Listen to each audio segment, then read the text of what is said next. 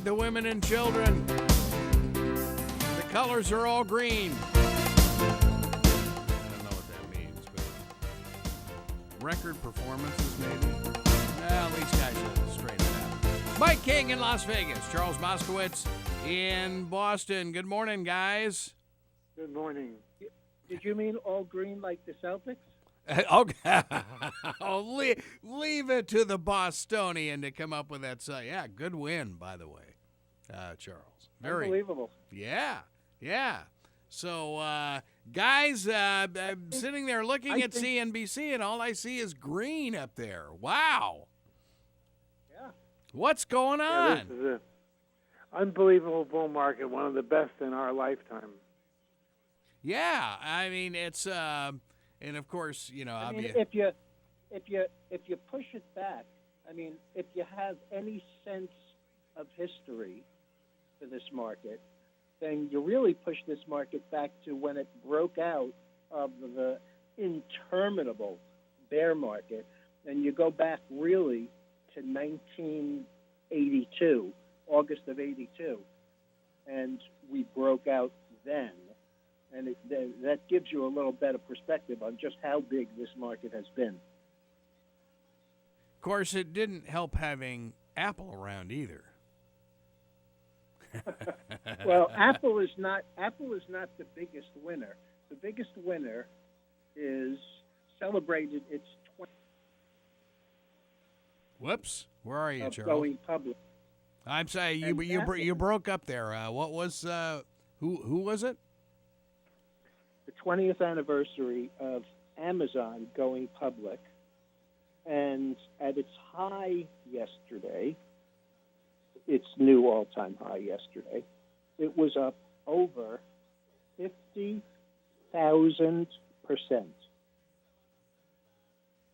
Has he made any money out of that company yet?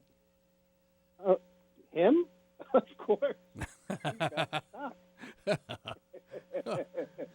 Oh yeah, man! And the thing about Amazon is they can turn that on anytime they want. I mean, they've made such dramatic inroads into other businesses that all they need to do is, you know, what if he raised the prices on every item by a nickel, just a nickel? I mean, you know. How many boxes do they deliver every day? Right. Well, and I thought it was very interesting, too. And, you know, I haven't seen it since. The story that broke on CNBC a couple weeks ago that Amazon was looking at BJ's for distribution centers. Yes. I haven't seen anything else about that, but it makes perfect sense. I mean, BJ's is never going to compete with Sam's. Well, so. they can, you know, the way the things are going in retail, they can take anybody's mall space, any of these big anchors, and, you know, use that, because God knows there's not going to be any other use for them. Yeah. I'll tell you one thing. I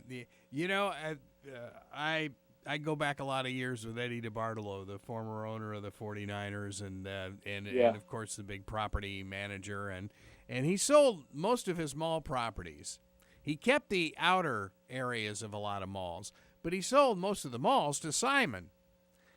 And now Simon's sitting there looking at these dying malls. It's like, what's going to happen to our company, right?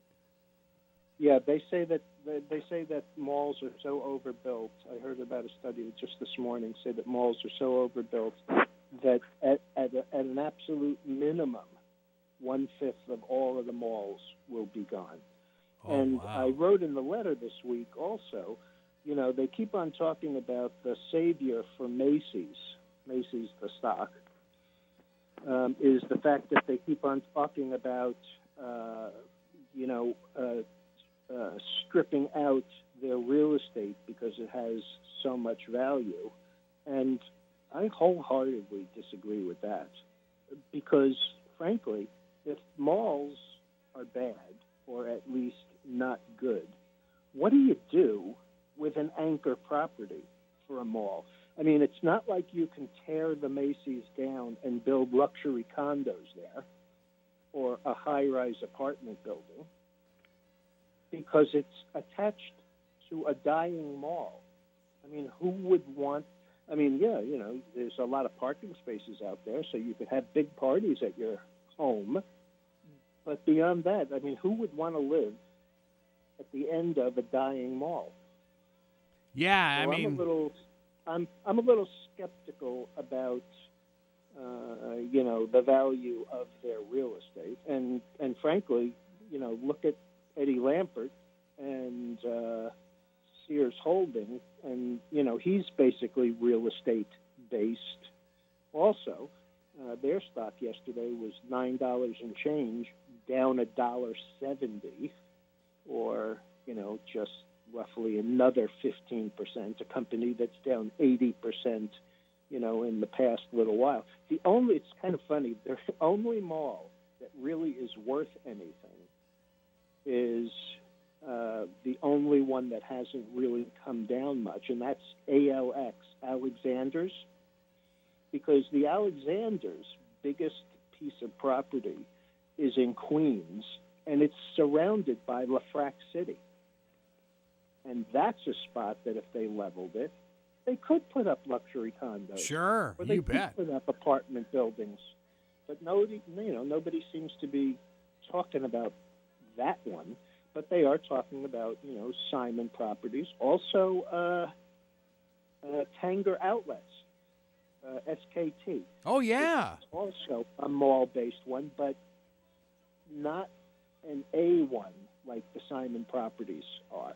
I mean, the difference being that Tanger has some nice stores, but not like the Simon Properties, who have, off Fifth, Polo, Neiman Marcus's last sale or whatever that last chance thing. I mean, so any of these other secondary ones should be in trouble.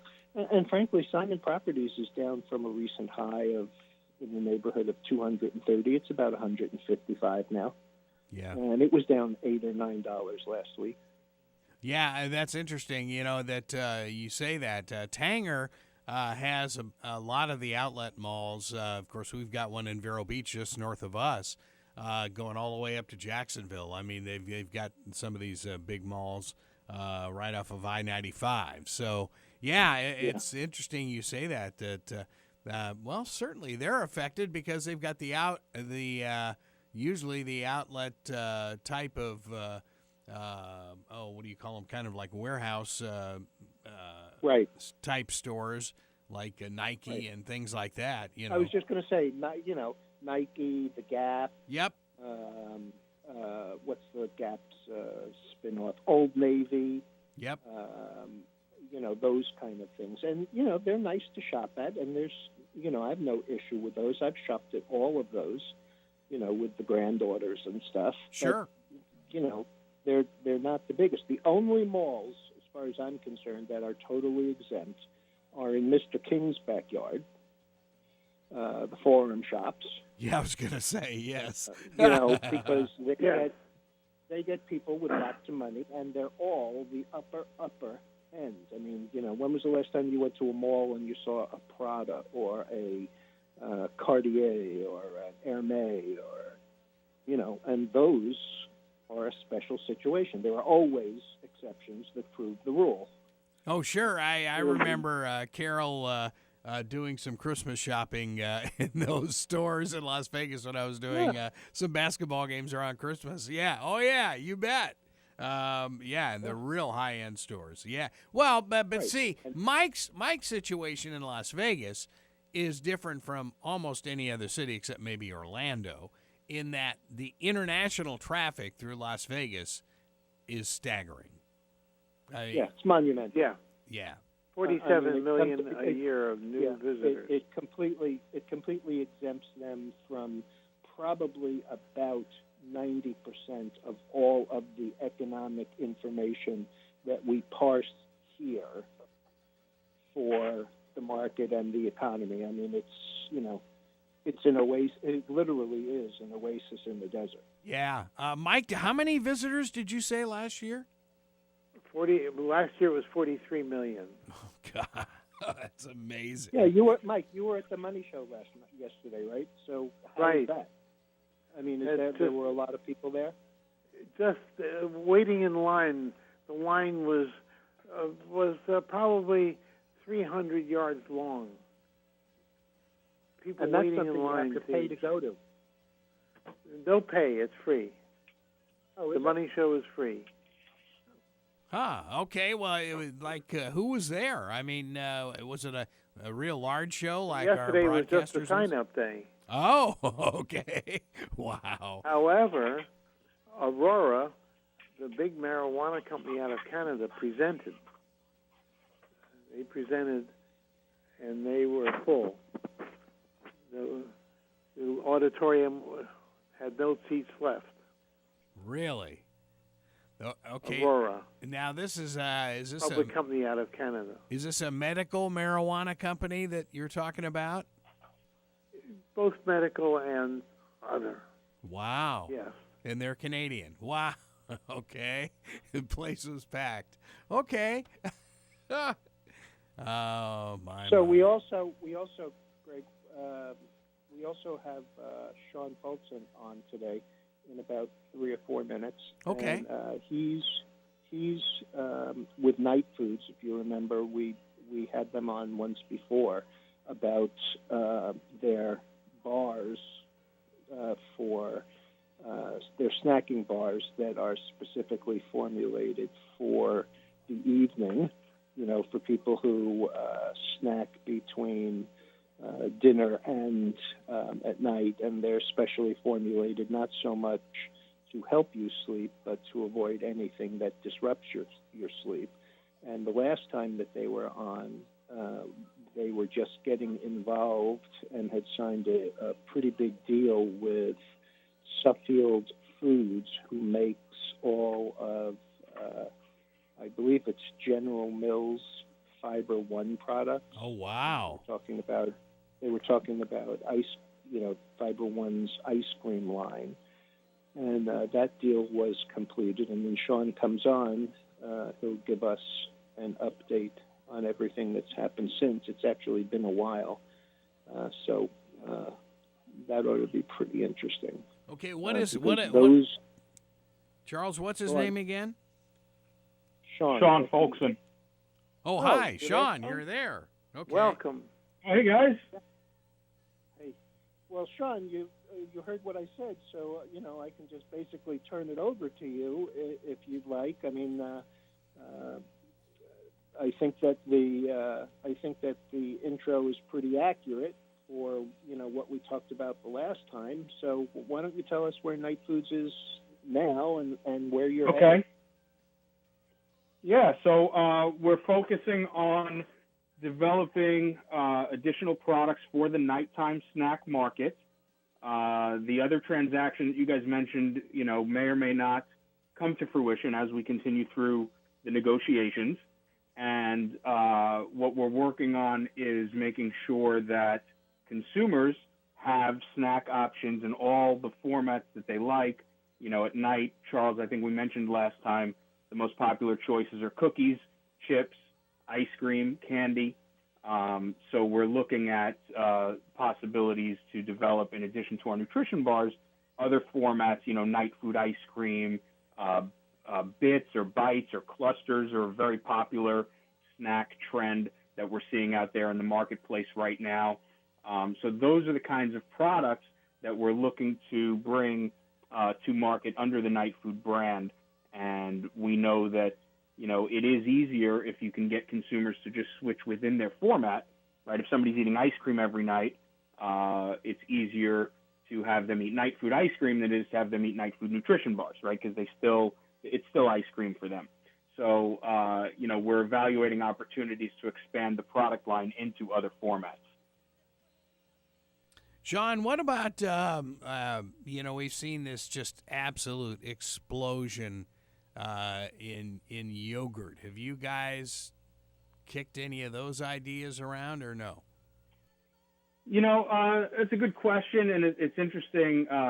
One thing that I found really fascinating that happened in the last 12 months or so is that Gatorade came out with an announcement that they were working on a nighttime yogurt, and they were mentioning that, look, obviously yogurt's huge. That's why you're asking. The yogurt section of the supermarket just seems to double every couple of weeks. And Gatorade came out and said that, look, with all these yogurt options out there, we still don't think any of these are appropriate for our consumers to be eating at night. And we Gatorade, want to make a nighttime yogurt. Now, what we know, remember, one of our board advisory board members is a gentleman by the name of Doran Stern, and he was the VP of marketing for Chobani from when they were a very small company up to when they almost hit $1 billion a year in sales. And, Mr. Stern has informed us that yogurt is not, really something that people consume at night. And it was something that they had looked at the time. So for Gatorade to do that, that's fine. I think from our standpoint, in addition to the bars, we're going to be focused mostly on the stuff people are eating at night, not trying to get people, again, to switch formats like I mentioned earlier. Uh-huh. And so, I think if we ever do get into a yogurt, it's going to be a little bit of a ways down the road for us. But, I know that there are people out there that are eating yogurt. Again, it's not anywhere near the top 5 nighttime choices that people are making. And, in my opinion, Gatorade coming in and doing a yogurt for nighttime, what that does, to our investors and to us, it just reinforces the fact that people need different stuff at night, right? And so whatever the format is, they're saying, look, there's all these yogurts out there, but none of them are nighttime appropriate. We're applying that same logic to the much bigger categories, the cookies, the ice cream, and things like that. So, we're probably going to be more mainstream for a while, but, yogurt is something that, after we conquer all the other formats, who knows? Now, Shawn, you mentioned Gatorade possibly getting into this thing. That's a total 180 to what they market all the time, isn't it? Well, I think from their standpoint, what they're looking at, and I, forgive me, I haven't reviewed the news that came out in a couple of months, but they're basically calling it like a recovery yogurt for athletes. Oh, okay. I think their twist on it is, hey, you do all this stuff all day long, and at night, if you're just eating regular yogurt, it's not going to do what you need it to do while you sleep. I got you. And really, again, they're touching on the same fundamental truth that we're touching on. They're approaching it from a different angle. But look, the body's supposed to be busy doing certain things when you sleep, right? It's not we're not robots, right? We don't just flip a switch and go idle. So the body needs to do certain things, and when you're consuming things like alcohol or too much sugar or too much sodium or too much fat or just generally too many calories, whatever you're doing, the body has to allocate resources to digesting, metabolizing, and processing whatever nutrients and ingredients you put into your body at night. And in a perfect world, you're not interfering, or you're presenting minimal interference to those important functions that the body has to. There's a biological reason why 30 to 33% of our existence is spent sleeping. Right, it's very important stuff. And if you're eating the wrong stuff, or if you're not giving the body what it needs, or you're presenting too much interference, it's going to show up in your day-to-day life. And that's really the foundation of what we do with our snacks. And Gatorade, from a different angle, is saying, look, if you're an athlete and you put your body through a hard workout and this and that during the day, then you need to ingest certain things before bed so that you can optimize that recovery process. Yeah, okay. Well, you hit it. The moment you said recovery, I thought of their recovery drinks. Yeah, so, all right. Yeah. Okay. I guess it does fit. Just seems a little strange to me. But again, it is the universal truth, right? I mean, most people are not that type of consumer, right? We know the most popular snacks are cookies, chips, ice cream, and candy. Most people are eating junk. It's It's $1 billion plus a week being spent between dinner and bed. And, most people are looking to get through the night, have their snack that hits the spot, satisfies, scratches that little emotional itch, but do it in a way where they're not doing any more harm than they need to. And everybody thinks about calories and fat and gaining weight, and that's the acute thing that I think people can relate to in our products. But the hidden piece is, look, if you're eating too much of the wrong stuff and you switch over to eating less of that stuff and more of the right stuff, if you sleep a little bit better every night because you're not consuming all the fat, all the sugar, all the sodium before bed, then everything in life is better. I mean, the research shows it, right? Your brain functions better, you're less irritable, your appetite is more, less out of whack in terms of, insufficient or lack of quality sleep drives stronger cravings, drives, riskier behaviors. I mean, everything that comes from lack of sleep is bad, or lack of quality sleep is bad. So we want to allow people to still have that same type of snack at night, which is their kind of indulgence, kind of reward snack, and yet do it in a way that doesn't sacrifice or compromise their sleep quality. Shawn, I'm sure Charles would be chomping at the bit to ask you if you were working on a nutritious version of the Fenway Franks that they serve. Oh yeah, Celtic at the Red Sox games. I think that's we talked about where yogurt was on our list of priorities. I think that's about four steps below yogurt on the checklist. But who knows? We're going to conquer the world. That's wonderful. Well, it's obviously we have new listeners, all the time. Tell us about what you seriously are working on here and where you're going with it. Yeah, so the nutrition bars. Also, where they can get these.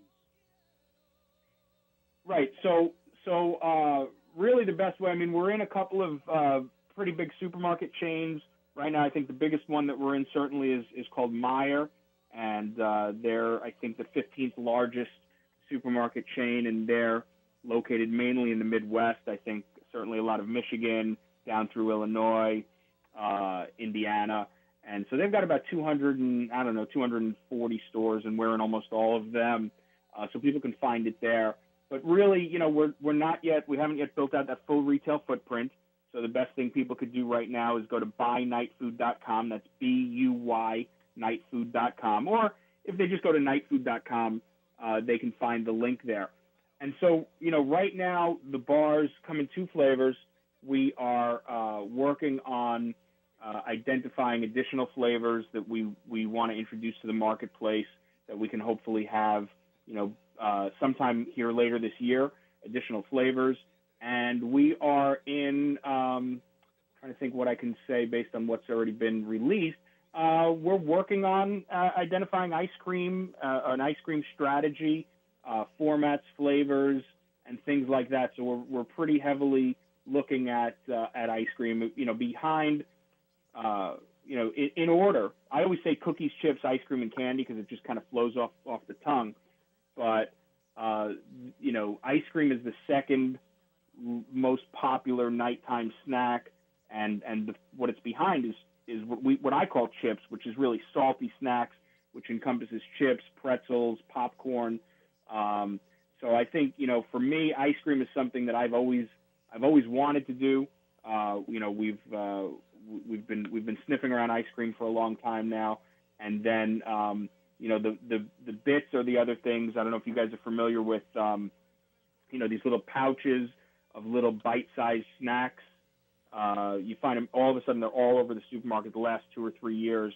And, those are the kind of things that, we want to give people those formats, and the nutrition bars are really popular, but the feedback from people that like them a lot is, they want a little bit more variety sometimes. So that's one of the reasons we're looking at more flavors there. Shawn, do you feel like taking a call at all? Yeah, sure. Okay, let's see here. Line one, Mike in New York City. You're on with Shawn from Night Foods. Yes, hi. Morning. I just Whoops. He's on a cell phone. He's on a cell phone, I can tell. Go ahead. Mike. Hello, Mike. If he's listening off our internet, he has not only a delay, but he also has the internet delay, which could be 30 seconds. Mike, are you still there? I'm here. Oh, okay. Ask a question to Shawn.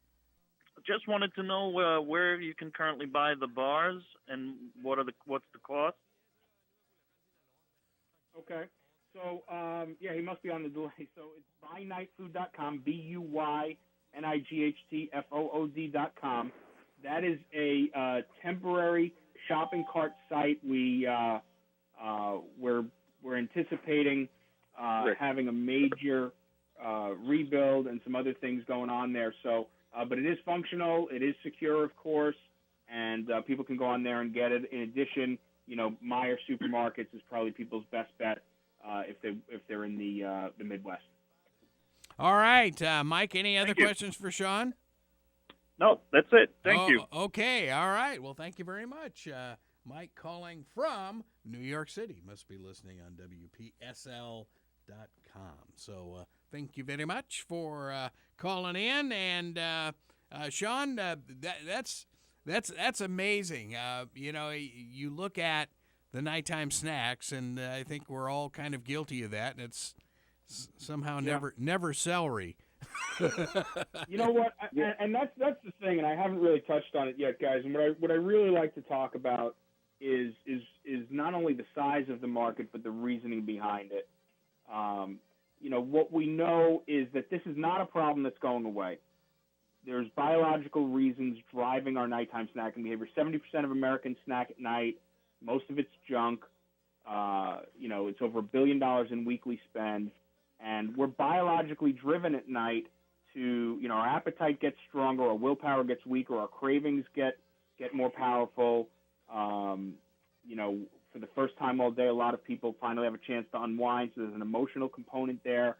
And you've got kind of this perfect storm, and really, if anything is in the pantry or the fridge, you're going to find it. You could even, I've had people tell me that they don't keep junk in the house, but they still find a way to make an unhealthy nighttime snack when the time comes.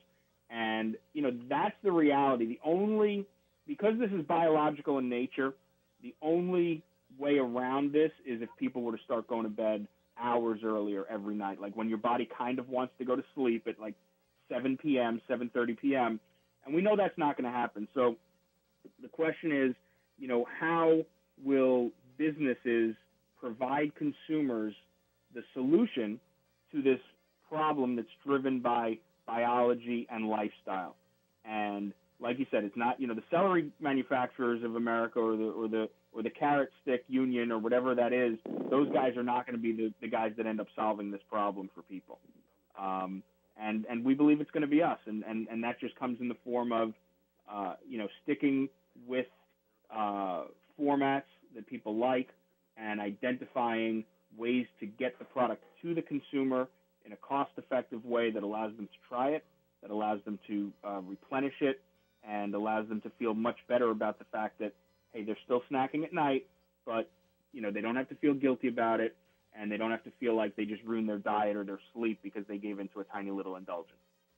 Yeah, that's amazing. Charles, have you got some questions for Shawn? This is fascinating. It really is. No, I'm pretty much up on it. Any new flavors, Shawn? Can't reveal what we're working on. I don't want to say something and then we find out that for one reason or another, once we introduce the bioactives or something like that it just doesn't work. We're gonna keep the specifics, I think, under wraps until we're pretty confident that we have stuff that we're comfortable bringing to market. But we're looking at all options. That's safe to say. People are out there. I mean, we do get some requests from people from time to time. The hot dog one is, we could maybe make a flavor out of that before we. But we do get some strange requests, and most interesting to me, when we've done demos in the supermarkets, and I've spoken to probably tens of thousands of people about their personal nighttime snack habits over the last couple of years. It's amazing the kind of things that people tell you that they eat at night, and it's all over the board. But really, we want to go with, you see companies out there, bar companies or other snack companies that have, seems like dozens of flavors.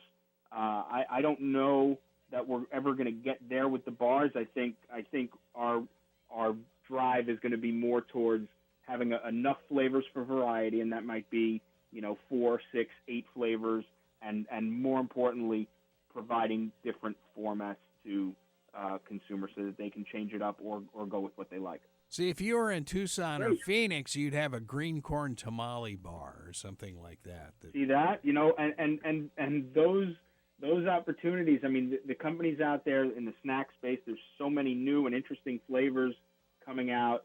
And, the reality of it is all those companies are trying to differentiate on taste and flavor. And some of those products are great. And some of them you look at and you scratch your head and, who would eat that flavor of whatever it is. But, they're all really competing for the daytime snack market. And so they have to differentiate, and they're differentiating on, what seems like dozens, if not 100 different data points, offering the most unique, wacky flavors or ingredients. And, I think we're going to be able to stick mostly with a lot of the tried and true stuff. I don't think we're going to have to go out on too many limbs. We're going to be able to stay with what the mainstream consumer likes, because we're the only company that's doing nighttime snacking at this point. We know Gatorade may come in with their functional products, but, that's an advantage for us. We don't have to have, 50,000 SKUs and all these different flavors to kind of capture a really, really important chunk of this huge sub-segment of the snack space. Yeah, that's truly amazing. How did you settle on... Hey, guys, this is Rick. I'm on. Just letting you know. Oh, okay. Okay, thanks, Rick. Go ahead. Very good. Let's welcome Rick Schumacher. Well, Sean, Thank you. You want to just finish that? Yeah, Shawn, finish your thought, and boy, I'll tell you, this is absolutely fascinating. You're onto something. Thank you. Yeah, we definitely are confident that, when people say, I can't believe nobody's done this before, and you hear that, about 800 times in a week when you're doing a demo at a supermarket, that makes you feel like, hey, maybe there's something really important here. And we know there is. Look, people don't feel great when they finish those, the sleeve of cookies or that big bag of chips. They know they made a boo-boo, and we're gonna try to help them before that happens. All right. Great. Thanks, Shawn. Shawn, website again and stock symbol. Yep. So the symbol is NGTF. The company is Night Food Holdings. The brand is Night Food, and the URL where they can buy product is buynightfood.com. Buynightfood.com. Great. We'll look forward to another update as soon as you have something new to say, Shawn. Thanks again. All right, gentlemen. Sounds great. Thanks so much. Take care. Thanks a million, Shawn. Mm-hmm. Wow, Thanks, Charles, that was that's fascinating. His updates are amazing, and it's interesting. Next time he comes on, we'll have to ask him why he settled on that company in the Midwest to grocery stores to distribute there in the Midwest. I mean, I think that they're also in Fairway in New York, but Fairway is not a huge. I mean, they have some big stores, but they don't have a great many of them. But who knows? Yeah, interesting stuff. Wow, Rick, you're with us. Yes, I am. Yeah, interesting topic I just heard. It is. Well, you've got one too. Tell us about your company. Yeah, that what I just heard was the second most interesting company I've heard for a while. And I bet you know the first one. Yeah, you may want to invest in that company there, Rick. You never know. Yeah, go ahead. You never do know. So I appreciate you guys having me back on. Thank you very much. And good morning to all. Good morning. So, Pressure BioSciences, OTC company, stock symbol PBIO. we are working our plan. In 2017, we released our first quarter earnings just a few minutes ago, and I'm happy to say that our total revenue, our products and services revenue, our consumable sales, and our gross margins are all up from the same quarter last year, and this is very rewarding, especially in light of the fact that our operating loss decreased while we increased everything else. So very, very pleased with the results of the first quarter, and I think, but more importantly, we're also very pleased with the progress we've made in the non-financial area, in the operational area during the quarter. So things are certainly moving along as we've discussed several times before when you've been kind enough to have me on your show. We're making progress not just on the financial front, but also on the business and operational front. Well, tell us where are you with your pressure bioscience machines? I never thought you'd ask. Thank you. Okay. I'd say there's a few things. We did talk about several of these, but I want to reiterate them. On February 2nd, we received CE marking. What I think I should describe first is the machine itself, what we do.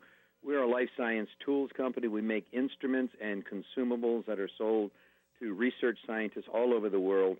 We believe there's as many as 500,000 researchers and about 80,000 labs that are studying biological samples. These are viruses and bacteria and cells, whether they're human or plant or animal, whether they're normal or cancers or precancers, doesn't matter.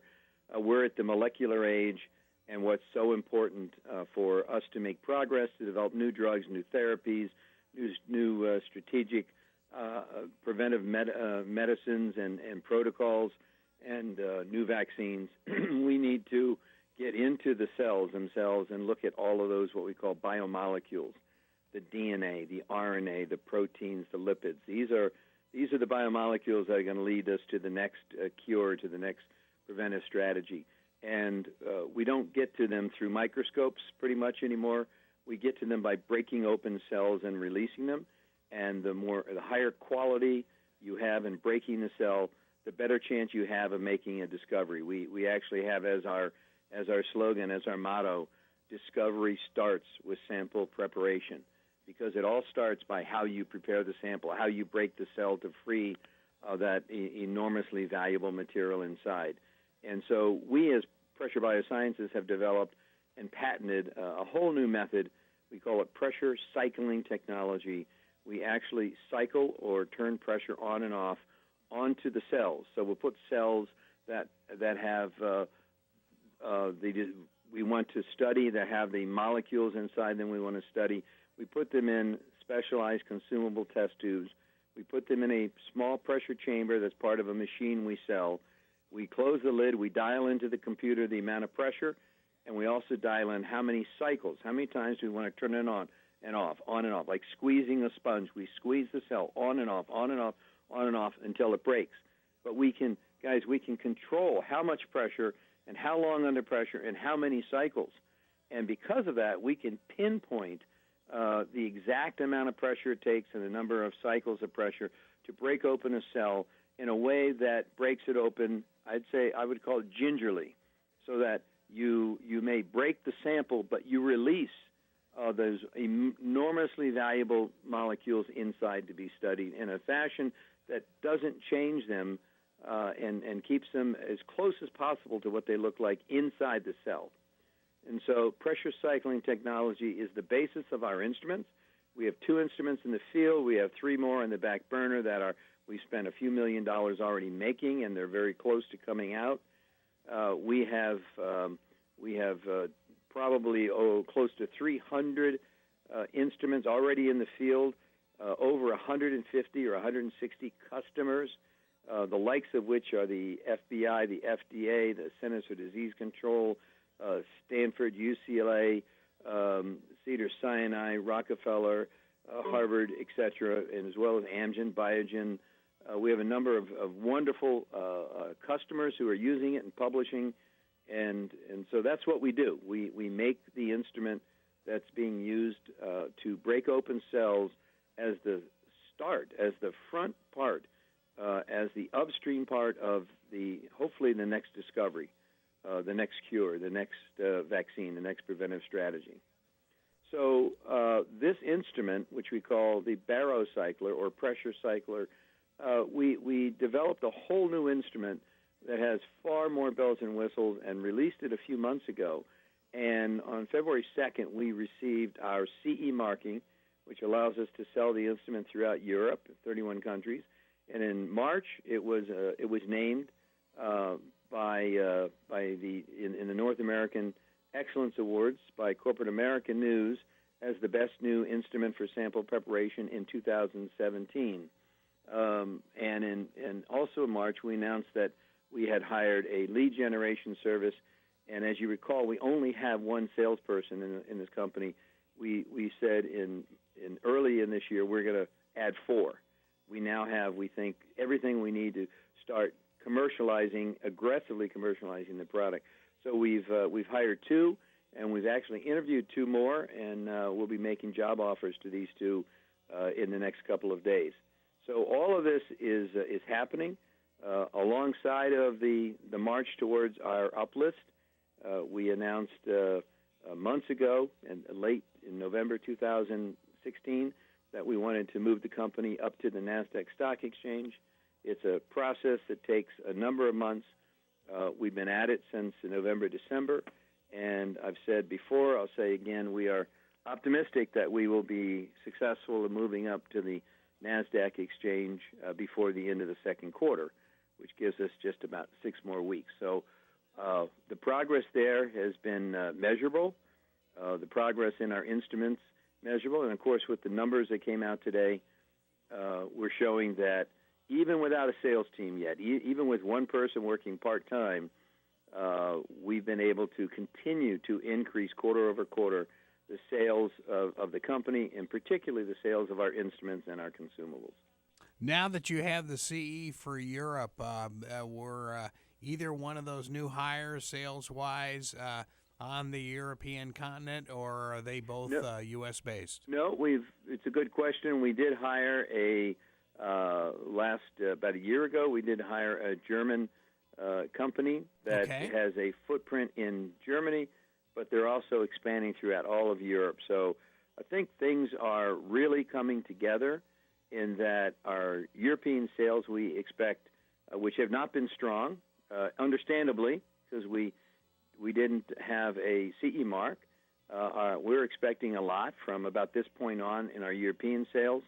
We have a new Japanese distributor that we're expecting a lot of, and also in the U.S., we have 2 field sales managers that have been hired and are being trained. In fact, our massive training, our large training starts next week, where they're coming in, and we have 2 more that will be making job offers due. So it's exciting times when you think about going forward with a brand new instrument and 4 salespeople, which up to now have not impacted our sales at all because they're just coming on board, or they haven't even come on board yet. So we're excited about what this will mean for, the end of the second quarter and the third and fourth quarter this year, having this new sales team and the new distributors overseas, and of course on the stock end, hopefully having our NASDAQ listing before the end of the quarter. Rick, I think it's fascinating because you've already got your machines in. When you were naming the institutions, it's like a who's who already. So, I mean, you couldn't have gotten off to a better start in that regard. No, we're very excited about that, and I'm glad you point that out. It is, in our business, probably the best way to sell, and probably in other businesses too, but certainly in the science area, the best way to sell a new product, to break a paradigm that's existed for years and years, decades even, is to get key opinion leaders to use your product, and then not just to use it, but to talk about it in their discussions and publish it in their publications, their chapters, And that's what's happened. We have over 100 publications now, many from key opinion leaders, many from the customers that I've named that are talking about the true advantages of breaking open cells using a very controllable method rather than just banging away and getting what you get. So it is exciting to have such companies, such laboratories, such key opinion leaders that are supporting us. To that point, even today, as we speak, Professor Rudy Aebersold, who is generally regarded as maybe in the top three, some regard him as the top protein chemist in the entire world. He is in Boston. He's won a major award at the Barnett Institute, part of Northeastern University, and he has accepted that award today and yesterday, and he's given a talk where he will be talking about proteins and the discovery of new proteins and the discovery of development of new drugs based on proteins. And when he does this, he usually talks about the importance of sample preparation, of how you prepare the sample to even begin your studies. And he has consistently talked about Pressure BioSciences and our PCT, pressure cycling technology platform. And I saw him on Friday, and he told me with a smile that he expects to tell the audience today about sample prep and to use us as an example of a terrific method, and the method that they use in their laboratories in Zurich, Switzerland. So excited about that for sure. Yeah, not bad having the number one guy in the world talk about your device. Holy smokes. That's great. Not bad at all. Great news. Especially in our hometown of Boston. So it's there's a lot of people coming in, as I understand it, to listen to his award presentation. So we have people there today, and we're excited about it. And certainly when you get someone of the stature and respect of Professor Rudy Aebersold, then that is using your product and telling people that he uses your product. It is as good a sales pitch in a way, spreading the word, than if we advertised in 100 journals. Because when you have someone of that stature and they're using a product, many others want to at least look at that product. Well, sure, yeah. Then, of course, it becomes a lemming effect. So it's like that doesn't hurt at all. That's absolutely phenomenal. Great news on your part there. Well, Rick, what amazes me is you are I think, for decades, Boston research companies and I don't care what it is, whether it's medicine or electronics, seem to be at the forefront in the United States. It's fascinating to watch all of them. Well, I've been very blessed in my life. I came down and was given the opportunity to Harvard Medical School to come in for a year and do research before continuing my studies if I wanted to on to medical school. I decided, quite frankly, guys, back a few centuries ago when this happened, I decided I didn't really want to be a physician. I'd rather be a research scientist, and I also love business. And unfortunately, back in those days, it was very hard to mix the two. But as time has gone, it's become well accepted that you can mix science and business, that there's nothing unethical about it. You just need to be careful on how you do it, but you certainly can mix the two.